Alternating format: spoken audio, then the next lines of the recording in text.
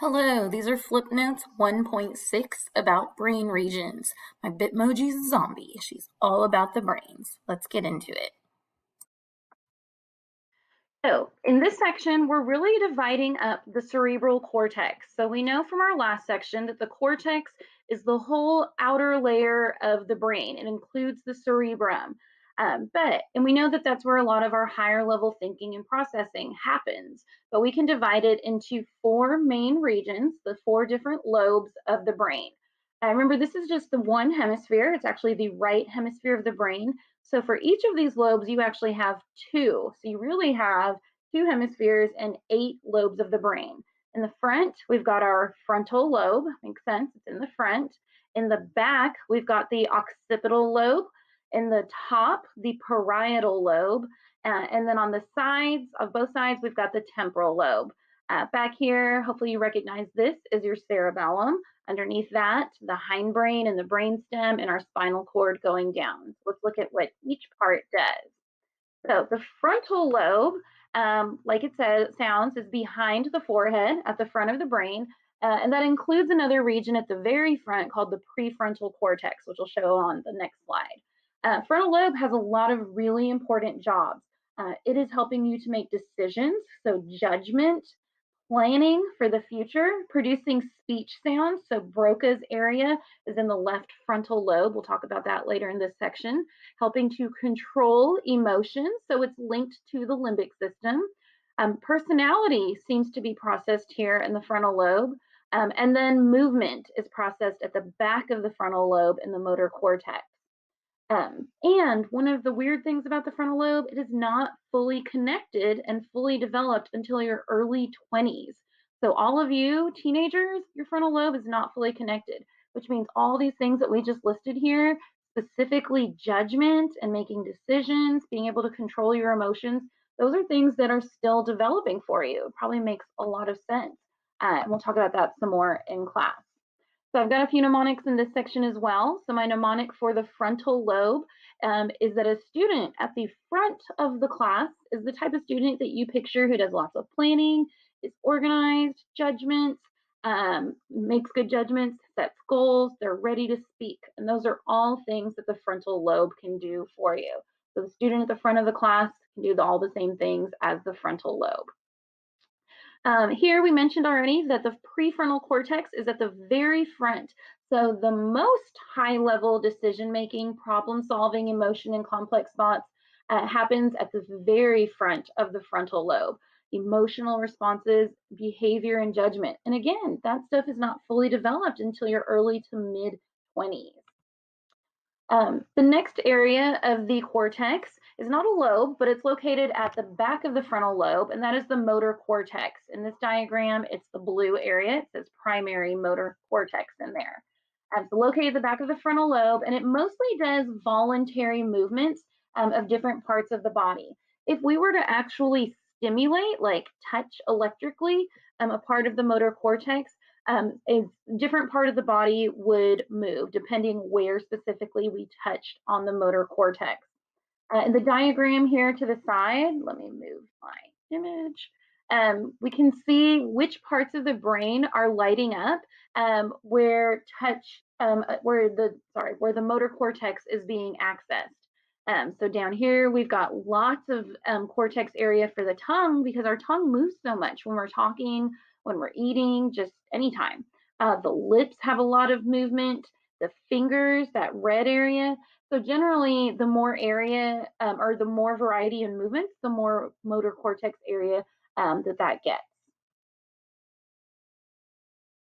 My mnemonic for this one, motor cortex, I feel like is pretty easy to remember anyway, because motor just means movement. So motor cortex, the Texas Motor Cortex Speedway, there's lots of movement going on out there at the racetrack. So motor cortex equals voluntary movement. All right, this funny looking guy, his name is homunculus.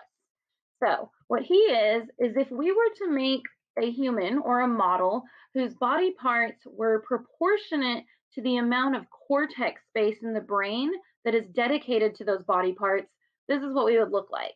So because our hands are so sensitive, we get a lot of cortex space in the brain for our hands. So they appear really big here. He's got super sensitive hands. The lips, the tongue, our ears, really our entire face is very sensitive. And a lot of cortex space in the brain are dedicated to those enlarged parts on his body. Whereas the parts that are really small, which is pretty much his whole torso, his arms and his legs, they're actually not very sensitive and there's not a wide variety of movement. So they don't get very much cortex space. I have another diagram of this here without kind of the freaky looking guy. But looking at our face, the tongue, for swallowing, the motor cortex gives a lot of area to those parts of the body. So motor cortex, parts of the body that have more variety in movement get more motor cortex space. On this one, looking at how much space is dedicated to different parts of the body for the senses, the sensory cortex, our most sensitive parts of the body include our face and our mouth, our tongue, but the rest of our body is not nearly as sensitive. They don't get as much sensory cortex space. All right, our next lobe of the brain is located at the top, and this is the parietal lobe. And it includes the somatosensory cortex.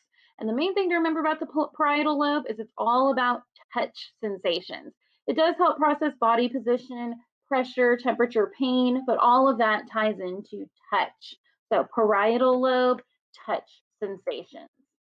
The sensory cortex or the somatosensory cortex is included in the, let me go back to the other diagram and see if it showed it on there.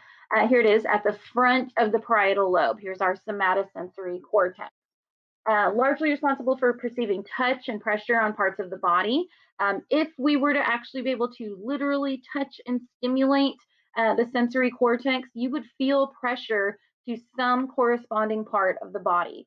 So they've actually done experiments with that where they have somebody's head open and they stimulate different parts of the sensory cortex and ask them, what did you feel? And people would report, I felt pressure in my fingers. I felt pressure in my shoulder. So the cortex, every single spot on the body corresponds to a part of the sensory cortex.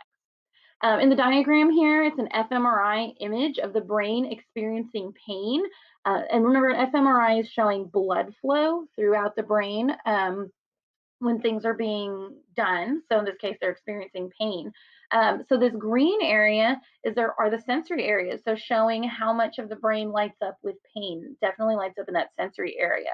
Another area that lights up is the area in red, and that's indicating areas for the emotional experiences of pain. So the hippocampus is included in there, the hypothalamus and the amygdala, all of that are kind of tied in here as all parts of processing pain. Our next region of the brain is the occipital lobe, which is located at the very back of the brain. So visual areas or visual information is going to go to the opposite visual field. So if we're seeing something with our left eye, it's going to go to the right occipital lobe. Seeing something in our right field of vision, going to go to the left occipital lobe. It includes the primary visual cortex, and everything that's going to the visual cortex corresponds with a specific spot on the retina, which are the cells in your eye, which is in another chapter. My mnemonic for the occipital lobe is usually just anything related to optical. I got my eye on you. The occipital or occipital, like occipital, I see you.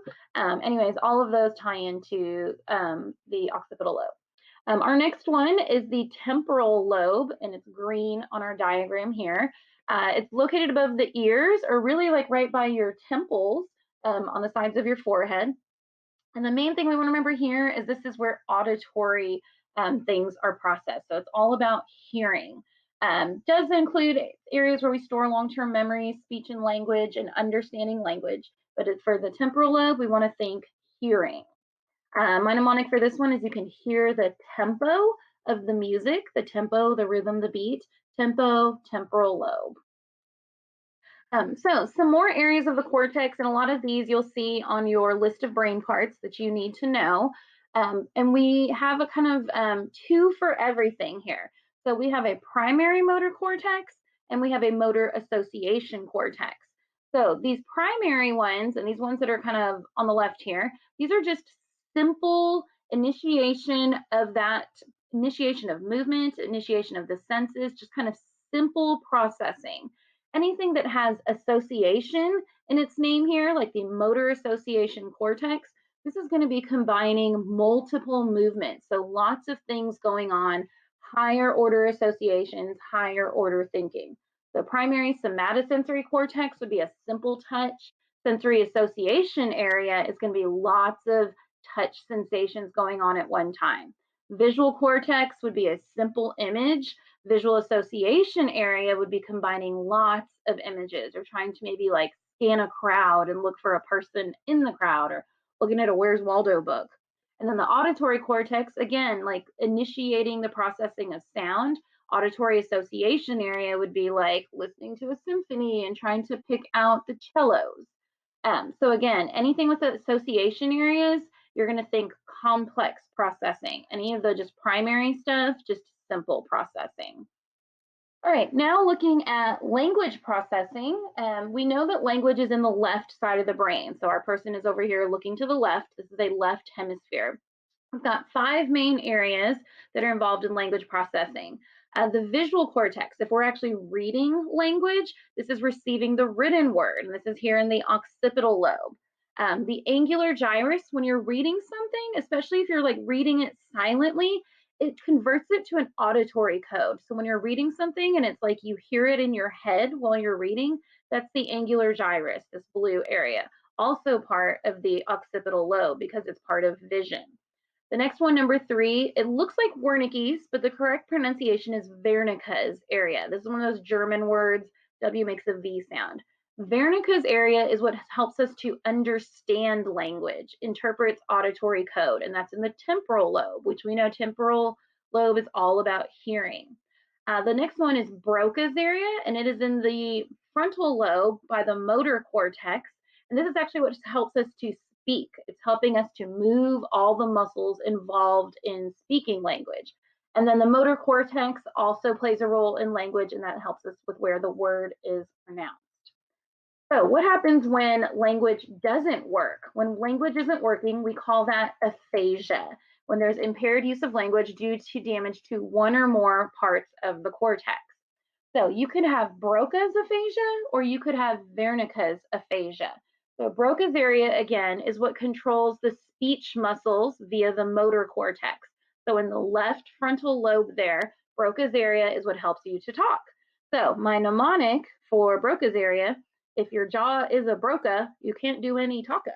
Get it? You can't talk if your jaw is broke. So Broca's area is literally what helps you to move your jaw, all the muscles involved in speaking, but also helps to contract and release the muscles in your throat, muscles to move your tongue, everything involved, helping to move airflow while you speak, lots of stuff going on, and it's Broca's area that processes that. People who have Broca's aphasia can think just fine, and they know what they want to say, but they literally cannot articulate their words. We'll watch some video of this.